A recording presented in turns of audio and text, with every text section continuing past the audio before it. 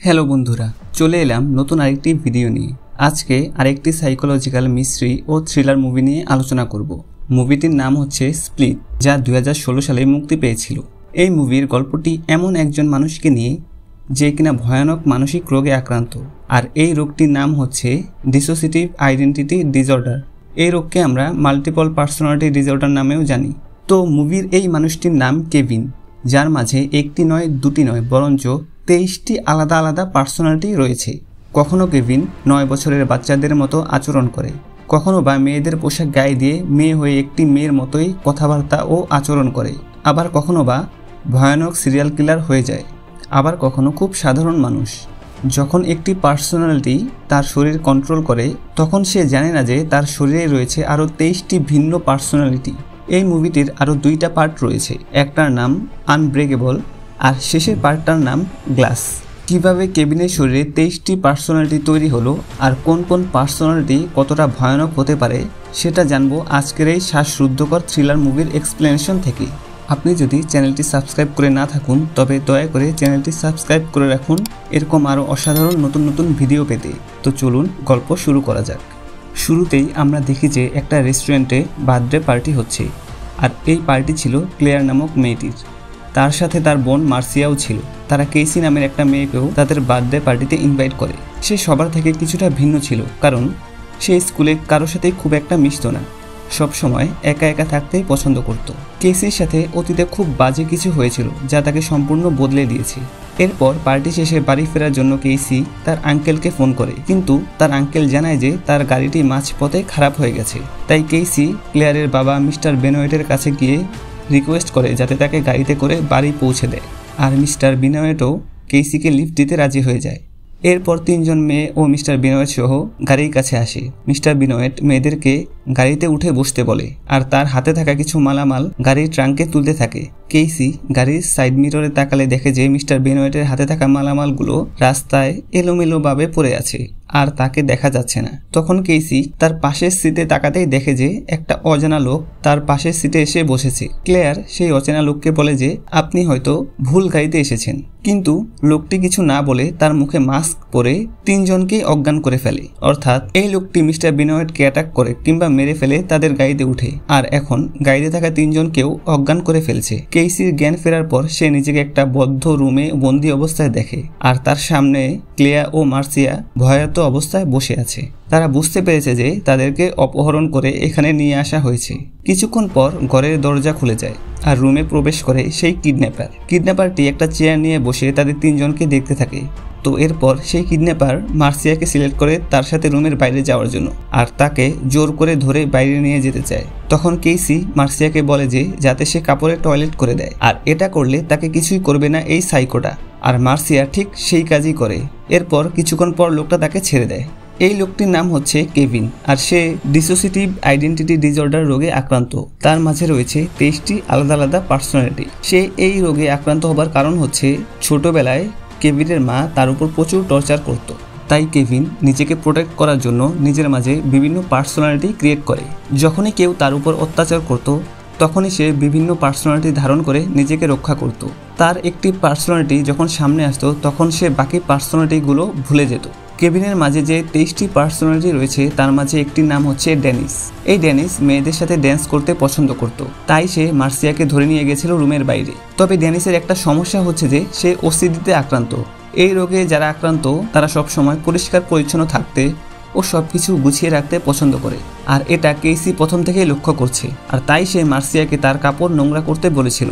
তবে কেসি এই ভয়ানক পরিস্থিতিতেও কিভাবে স্বাভাবিক রয়েছে, কারণ যখন কেসির বয়স 5 বছর ছিল, তখন সে তার বাবা ও আঙ্কেলের সাথে জঙ্গলে শিকার করতে যায়, আর সেখানে তার বাবা তাকে কিভাবে মাথা ঠান্ডা রেখে কাজ করতে হয় সেটা শিখিয়েছিল।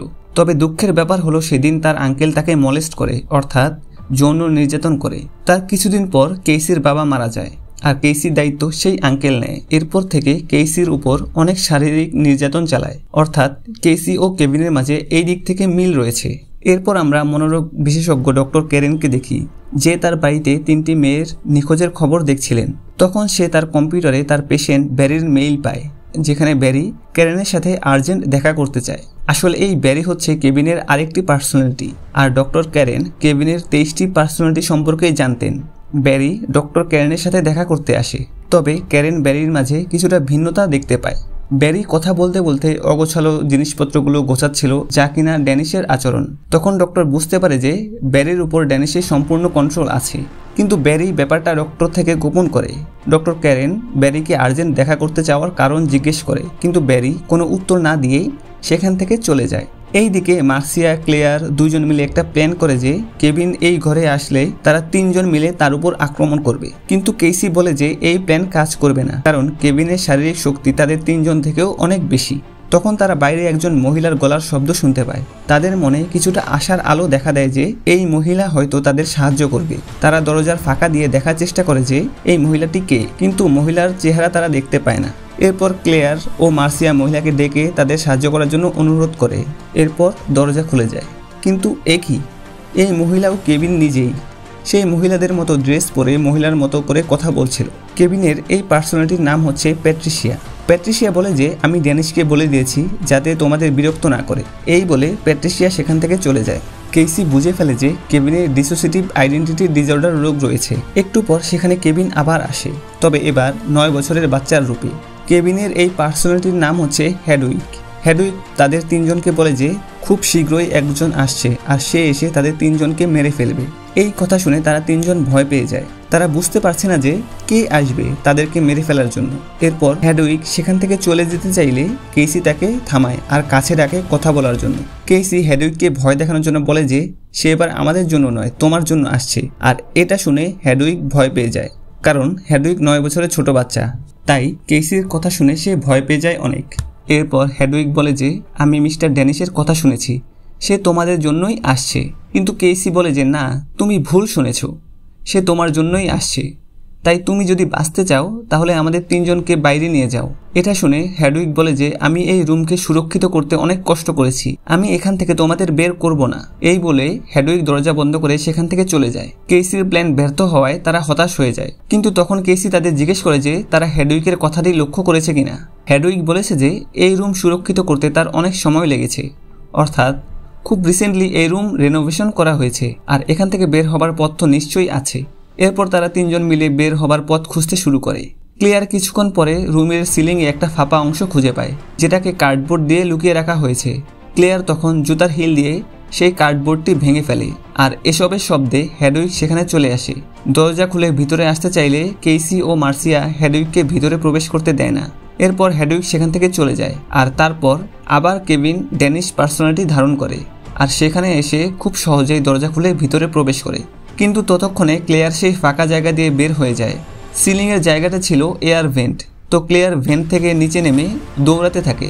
জায়গাটা দেখে মনে হচ্ছিল কোনো একটা আন্ডারগ্রাউন্ড এরিয়া। তার পিছন পিছন ড্যানিশও দৌড়াতে থাকে, তবে ক্লেয়ার আর পালানোর রাস্তা খুঁজে না পেয়ে একটা পুরনো আলমারির ভিতর লুকিয়ে পড়ে। তবে ড্যানিশ ঠিকই বুঝে ফেলে যে সে এখানে লুকিয়ে আছে। তারপর ড্যানিশ ক্লেয়ারকে সেখান থেকে বের করে আর বলে যে তার জামা কাপড় ময়লা হয়ে গেছে, সেগুলো খুলে ফেলতে। জামা কাপড় খুলে সে ক্লেয়ারকে আলাদা একটা রুমে বন্দি করে রাখে, আর বাইরে থেকেও পুরোপুরি দরজাটি বন্ধ করে দেয়। এরপর ব্যারি আবার ডক্টর ক্যারেনের সাথে দেখা করতে আসে, তবে ডক্টর ক্যারেন এবারও ব্যারির আচরণে ভিন্নতা লক্ষ্য করে। তখন ডক্টর ব্যারিকে জিজ্ঞেস করে যে আমি কি ব্যারির সাথে কথা বলছি। তখন ব্যারি বলে যে হ্যাঁ, আমিই ব্যারি। কিন্তু ডক্টর বলে যে ব্যারি এখানে আসার পর থেকে বিভিন্ন জিনিস গুছিয়ে রাখছে যা ড্যানিশের পার্সোনালিটির সাথে মিলে যায়। তখন ব্যারি কিছু না বলে সেখান থেকে চলে যায়। ডক্টরের সন্দেহ হওয়ায় সে তার বাসার সিসিটিভি ক্যামেরা চেক করে। এরপর দেখতে পায় যে ব্যারি বাইরে পড়ে থাকা ময়লার উপর দিয়ে হেঁটে যাচ্ছে, যেখানে অন্যান্য সাধারণ মানুষগুলো ময়লা থেকে বেঁচে হাঁটছে। অর্থাৎ ব্যারি নিজ ইচ্ছাই এটা করেছে, যাতে ডক্টর বুঝে যে সে ড্যানিশ না বরং ব্যারি। তবে ডক্টর তো ঠিকই ব্যারি চালাকে বুঝে ফেলেছে। ডক্টর ক্যারেনের কাছ থেকে ফিরে এসে কেভিন আবার প্যাট্রিশিয়ার রূপে কেসি ও মার্সিয়াকে তার সাথে ডিনার করার জন্য ইনভাইট করে, কারণ তারা দুজন এখান থেকে পালানোর চেষ্টা করেনি। এরপর প্যাট্রিশিয়া মার্সিয়া ও কেসিকে তার কিচেনে নিয়ে আসে, কিন্তু মার্সিয়া পিছন থেকে প্যাট্রিশিয়াকে চেয়ার দিয়ে আঘাত করে কেসি বারণ করা সত্ত্বেও। এরপর কিচেন থেকে বের হয়ে পালানোর রাস্তা খুঁজতে থাকে, তবে পালানোর পথ খুঁজে না পেয়ে ক্লিয়ারের মতো ধরা পড়ে, আর মার্সিয়াকেও আরেকটি আলাদা ঘরে বন্দি করে রাখে প্যাট্রিশিয়া। শেষ পর্যন্ত কেসি একাই রয়ে যায় সেই প্রথম ঘরটায় বন্দি অবস্থায়। রাতে যখন কেসি ঘুমাচ্ছিল তখন হঠাৎ তার ঘুম ভেঙে যায়। সে দেখে যে হেডউইক তার বিছানায় তাকে জড়িয়ে শুয়ে আছে। এরপর হেডউইগ কেইসিকে বলে যে তোমরা আমাকে মিথ্যে বলেছো, আমাকে প্যাট্রিসিয়া বলেছে যে সে তোমাদের জন্যই আসছে। এরপর মিথ্যে বলার জন্য কেইসি ক্ষমা চায়। তখন হেডউইগ বলে যে তুমি কি জানো আমি গান খুব ভালোবাসি, আর আমি গানের সাথে সাথে অনেক ভালো নাচতেও পারি। আমার ঘরে জানালার পাশে একটি মিউজিক প্লেয়ার আছে যেটা দিয়ে আমি সবসময় গান শুনি। জানালার কথা শুনে কেইসির মাথায় একটা প্ল্যান চলে আসে। সে হেডউইগকে বলে যে আমি তোমার মিউজিক প্লেয়ারটা দেখতে চাই, আমিও খুব গান পছন্দ করি। তবে কেভিনের তখন মনে পড়ে যে তার সাথে ডক্টর ক্যারেনের মিটিং আছে, তাই সে কিছু না বলেই বের হয়ে যায়। এরপর কেভিন ডক্টরের সাথে দেখা করে। ডক্টর তখন কেভিনের সাথে অতীতে ঘটে যাওয়া একটা ঘটনা শেয়ার করে, কারণ ডক্টর জানতে চাচ্ছে যে এটা কি আসলেই ব্যারি নাকি ড্যানিশ। এরপর ডক্টর ক্যারেন বলে যে কেভিন যে চিড়িয়াখানায় কাজ করত সেখানে স্কুল ট্রিপে 2টা মেয়ে আসে। তারা কেভিনের হাত জোর করে তাদের জামার ভিতর ঢুকিয়ে দেয় আর কেভিনের সাথে বাজে আচরণও করে। এরপর থেকে কেভিনকে প্রোটেক্ট করার জন্য তার শরীরে ড্যানিশ ও প্যাট্রিসিয়া এই 2টা পার্সোনালিটি তৈরি হয়। তো এসব শুনে ড্যানিশ সত্যি কথা বলে আর স্বীকার করে যে সে ব্যারি নয় বরং ড্যানিশ, আর কেভিনকে এই 2টি পার্সোনালিটি কন্ট্রোল করে আসছে। আর কেভিনকে প্রোটেক্ট করার জন্য বাকি পার্সোনালিটি যথেষ্ট নয়, এজন্য ড্যানিশ ও প্যাট্রিসিয়া মিলে একটি নতুন পার্সোনালিটি দ্য বিস্টকে জন্ম দিতে চায়। এটা শুনে ডক্টর চিন্তিত হয়ে পড়ে। সে ড্যানিশকে বোঝাতে থাকে যে বিস্ট শুধুমাত্র তার কল্পনা, যার বাস্তবে কোনো অস্তিত্বই নেই, আর তিনি কখনোই কেভিনের অন্য পার্সোনালিটিগুলোর মাঝে কখনো বিস্টকে দেখেনি। তাই কেভিনকে প্রোটেক্ট করার জন্য আর কোনো পার্সোনালিটির প্রয়োজন নেই। ডক্টর ড্যানিশকে বোঝানোর চেষ্টা করে, তবে কেভিন তখন সেখান থেকে বাড়ি ফিরে আসে। এরপর কেভিন হেডউইগ রূপে কেইসির কাছে আসে আর কেইসিকে হেডউইগের ঘরে নিয়ে যায় মিউজিক প্লেয়ার দেখানোর জন্য। কেইসি প্ল্যান করেছিল হেডউইগের ঘরের জানালা দিয়ে পালাবে, তো রুমে এসে হেডউইগ মিউজিক প্লে করে ড্যান্স করে দেখায় কেইসিকে। এরপর কেইসি জিজ্ঞেস করে যে এখানে জানালা কোথায়। তখন হেডউইগ তার নিজের ড্রয়িং করা একটা জানালার ছবি দেখিয়ে বলে যে এটাই সেই জানালা, আর এটা দেখে কেইসি খুব হতাশ হয়। তখন হেডউইগ বুঝতে পারে যে কেইসি জানালা দিয়ে পালানোর প্ল্যান করেছিল। এটা বুঝতে পেরে হেডউইগ খুব রেগে যায়। তখন কেইসি তাকে খুব অসাধারণ কিছু একটা দেখানোর জন্য বলে। তো হেডউইগ একটা ওয়াকি টকি দেখায়। সে বলে যে এটি সে ড্যানিশের কাছ থেকে চুরি করে এনেছে। কেইসি ওয়াকি টকি হাতে নিয়ে একজনের সাথে সাথে কানেক্ট করে কথা বলা শুরু করে। সে বলতে থাকে যে তার নাম কেইসি, তার সাথে আরও 2টা মেয়েকে একটা লোক বেসমেন্টে বন্দি করে রেখেছে, আর তাদের যাতে খুব দ্রুত সাহায্য করা হয়। কিন্তু লোকটি ভাবে যে এটা হয়তো কোনো প্র্যাঙ্ক কল, আর এরপর সে কলটি কেটে দেয়। তখন কেভিনের শরীরে প্যাট্রিসিয়া পার্সোনালিটি আসে আর ওয়াকি টকি নিয়ে নেয়। এরপর কেইসিকে আবার সেই রুমে নিয়ে আসে আর বলে যে আজকের রাত্রি খুব গুরুত্বপূর্ণ, আর আজকের রাত সম্পর্কে ড্যানিশ সব কিছু এক্সপ্লেন করবে তাকে। এরপর ড্যানিশ আসে আর বলে যে আজকের রাতটি খুব পবিত্র রাত, আজকে সব কিছু শেষ হবে, কারণ সে আজকে রাতেই আসছে। এইদিকে ডক্টর ক্যারেন ব্যারির অনেকগুলো মেইল রিসিভ করে। সেই মেইলে বারবার একটা কথাই লেখা যে উই নিড ইউ। এরপর ডক্টর দেরি না করে কেভিনের সাথে দেখা করতে চলে আসে। কেভিনের থাকার জায়গা ছিল একটা চিড়িয়াখানার পরিত্যক্ত বেসমেন্ট। সেখানে আসার পর ক্যারেনের সাথে কেভিনের দেখা হয় বাইরেই। এরপর কেভিনের সাথে ভিতরে প্রবেশ করে ডক্টর ক্যারেন। তখন কেভিনের কন্ট্রোলে ছিল ড্যানিশ। সে বলে যে সে আজকেই আসবে, সে আমাদের সবার থেকে বড়, তার বড় বড় চুল রয়েছে, সে খুব বেশি শক্তিশালী, আর সে খুব সহজেই যে কাউকে মেরে ফেলতে পারে। এসব শুনে ডক্টর বুঝে ফেলে যে ড্যানিশ তার 24তম পার্সোনালিটির কথা বলছে। তখন ডক্টর ড্যানিশকে অনেকভাবে বোঝানোর চেষ্টা করে যে বিস্ট পার্সোনালিটি খুব খারাপ, সে মানুষের অনেক ক্ষতি করবে। আর ডক্টর ক্যারেন এটাও বুঝতে পারে যে ড্যানিশই সেই 3জন মেয়েকে কিডন্যাপ করেছে। তাই সে টয়লেটে যাবার নাম করে রুম থেকে বের হয়, আর বের হবার সময় সেই রুমের লকে একটা কাপড় দিয়ে দেয় যাতে দরজা লক না হয়ে যায়। এরপর সেই বেসমেন্টের একটা দরজা খুলে ক্লেয়ারকে একটা ঘরে বন্দি অবস্থায় পড়ে থাকতে দেখে ডক্টর ক্যারেন। ক্লেয়ার ক্যারেনের কাছে হেল্প চায়, কিন্তু তখন ড্যানিশ সেখানে চলে আসে। ডক্টর ক্যারেন ড্যানিশকে বলে যে এই নিরপরাধ মেয়েকে কেন সে অত্যাচার করছে, এটা অনেক বড় অপরাধ। তবে ড্যানিশ এসব কিছু পাত্তা না দিয়ে ডক্টর ক্যারেনকে অজ্ঞান করে একটা ঘরে বন্দি করে রাখে। এইদিকে কেইসি এত কিছুর পরেও মনোবল হারায় না। সে অনেক চেষ্টার পর একটা পেরেক দিয়ে দরজা খুলে ফেলে। অন্যদিকে ড্যানিশ একটা ট্রেন স্টেশনে এসে পৌঁছেছে। সেখানে একটা ট্রেন এসে দাঁড়ায়। ড্যানিশ সেই ট্রেনে উঠে একটা খালি বগিতে এসে দাঁড়ায়। অন্ধকার বগিতে ড্যানিশ পরিবর্তিত হয়ে অন্য একটা রূপ নেয়। তার শরীরের আকারও পাল্টে যায় আর রূপান্তরিত হয় দ্য বিস্ট পার্সোনালিটিতে। এরপর দ্রুত শিকারী পশুর মতো দৌড়াতে থাকে তার বাড়ির উদ্দেশ্যে। ডক্টর ক্যারেনের জ্ঞান ফিরে আসে। সে একটা কাগজে কিছু লিখছিল কাপা হাতে। এরপর সেখানে উপস্থিত হয় বিস্ট। কেভিনের শরীরের সমস্ত পেশি ফুলে উঠেছে, সাথে শিরা উপশিরাগুলো ফুলে ফেঁপে আছে। বিস্ট এগিয়ে আসে ক্যারেনকে মেরে ফেলতে। নিজেকে বাঁচানোর জন্য ডক্টর ক্যারেন একটা ছুরি হাতে নেয়, তবে সেই ছুরিতে তার কিছুই হয়নি, উল্টো তা ভেঙে যায়। বিস্ট প্রচণ্ড চাপ দিয়ে পিষ্ট করে ক্যারেনকে মেরে ফেলে। কেইসি তার ঘর থেকে বের হয়ে খুঁজতে খুঁজতে একটা চাবির গোছা খুঁজে পায়। এরপর কেইসি ও মার্সিয়াকে মুক্ত করতে তাদের যে ঘরে আটকে রাখা হয়েছে সেখানে দরজা খুলে ভিতরে তাকে স্তম্ভিত হয়ে যায়। কেইসি যা দেখে তা দেখে তার গায়ের রক্ত হিম হয়ে যায়। কেভিনের 24তম পার্সোনালিটি বিস্ট পশুর মতো ক্লেয়ার ও মার্সিয়ার শরীর কামড়ে খাচ্ছে। এটা দেখে সে প্রচণ্ড ভয়ে দৌড়ে অন্য রুমে চলে আসে, যে রুমে ডক্টর ক্যারেনকে মেরে ফেলে রাখা হয়েছে। এখানে এসে সে টেবিলের উপর ক্যারেনের লেখা কাগজ দেখতে পায়, যেখানে কেভিনের পুরো নাম লেখা ছিল। আর কেভিনকে তার পুরো নাম ধরে ডাকলে সে তার আসল পার্সোনালিটি অর্থাৎ কেভিন রূপে ফিরে আসতো। ইতিমধ্যে বিস্ট সেই রুমে চলে আসে আর পশুর মতো দেয়াল বেয়ে উঠতে শুরু করে। কেইসি ভয় পেয়ে কেভিনের পুরো নাম ধরে ডাকতে থাকে, Kevin Wendell Crump, Kevin Wendell cramp.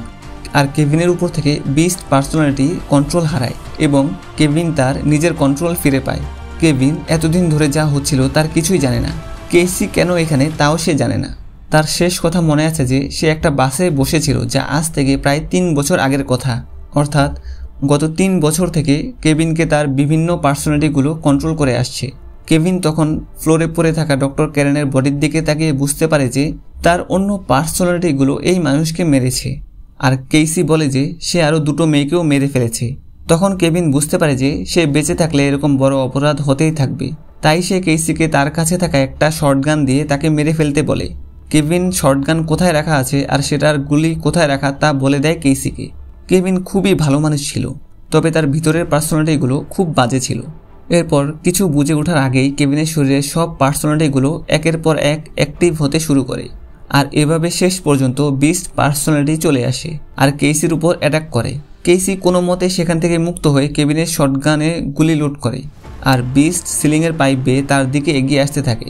এরপর বিস্ট কাছে এসে কেইসির উপর হামলে পড়ে আর কামড় দিয়ে পা ক্ষত করে ফেলে। এরকম ধস্তাধস্তিতে কেইসির ড্রেসও ছিঁড়ে যায়। এরপর কেইসি সেখান থেকে পালিয়ে একটা খাঁচার মতো জায়গায় আশ্রয় নেয়। বিস্ট তখন তার দিকে এগিয়ে আসতে থাকে। কেইসি পরপর 2বার গুলি করে, কিন্তু আশ্চর্যজনকভাবে 2টা গুলি লাগার পরেও তার বিশেষ কোনো ক্ষতিই হয়নি। সে প্রচণ্ড হিংস্র হয়ে ওঠে আর খাঁচার গারদের শিকগুলো বাঁকিয়ে ফেলে ভিতরে প্রবেশ করার জন্য। তখন বিস্টের নজর যায় কেইসির গায়ের ক্ষতগুলোর উপর। কেইসি যে ছোট থেকেই তার আঙ্কেলের কাছে নির্যাতিত হয়েছিল সেগুলোর চিহ্নই এগুলো। কেভিন এটা দেখে হঠাৎ শান্ত হয়ে যায়। এরপর বলে যে তোমার মন আমাদের মতোই পবিত্র, তুমিও আমাদের মতোই নিষ্পাপ আর তুমি আমাদের মতোই নির্যাতনের শিকার। এরপর কেভিন কেইসির কোনো ক্ষতি না করেই সেখান থেকে চলে যায়। তখন সেই বেসমেন্টে চিড়িয়াখানার একজন কর্মী আসে আর কেইসিকে আহত অবস্থায় সেখান থেকে উদ্ধার করে। এরপর সেখানে পুলিশ এসে পৌঁছায়। তারা পুরো ঘটনার ইনভেস্টিগেশন শুরু করে। তারা কেভিনের থাকার জায়গা ইনভেস্টিগেশন করে কেভিনের বিভিন্ন পার্সোনালিটির জিনিসপত্র খুঁজে পায়। এইদিকে আমরা কেভিনকে আবার দেখতে পাই যে সে একটা আয়নার সামনে দাঁড়িয়ে আছে। দেখা যায় যে গুলিগুলো তার শরীরে খুব একটা ক্ষতি করতে পারেনি আর তার পার্সোনালিটিগুলো বলতে থাকে যে এখন থেকে বিস্ট তাদের নিয়ন্ত্রণ করবে, সে অনেক শক্তিশালী। এরপর আমরা একটা রেস্টুরেন্ট দেখি, যেখানে টিভিতে কেভিনের নিউজটি চলছিল আর রেস্টুরেন্টের সবাই তা মনোযোগ দিয়ে দেখছিল। কেভিনের সবগুলো পার্সোনালিটিকে একটা নাম দেওয়া হয় দ্য হোর্ড। সেখানে থাকা একজন মহিলা বলে যে এরকম একটি ঘটনা আজ থেকে 15 বছর আগেও হয়েছিল, তবে মহিলাটি 15 বছর আগের ঘটনায় যুক্ত থাকা লোকটির নাম মনে করতে পারছিল না। তখন পাশ থেকে ডেভিড নামের একজন লোক বলে যে ওই লোকের নাম ছিল মিস্টার গ্লাস। আর মুভিটি এখানেই শেষ হয়। শুরুতে যেমন বলেছিলাম যে এই মুভিটি 3টি পার্টে বিভক্ত, আনব্রেকেবল, স্প্লিট অ্যান্ড গ্লাস। বাকি মুভি দুটোর ভিডিও দেখতে চাইলে কমেন্টে জানাবেন। তো আজকের মতো বিদায় নিচ্ছি, আবার কথা হবে নতুন কোনো ভিডিওতে অসাধারণ কোনো মুভির গল্প নিয়ে। ভিডিওটি ভালো লাগলে লাইক দিবেন, কমেন্ট করে জানান এরপর আর কোন মুভির এক্সপ্লেনেশন দেখতে যাচ্ছেন। আর নতুন নতুন ভিডিও পেতে চ্যানেলটি সাবস্ক্রাইব করে রাখুন। ধন্যবাদ।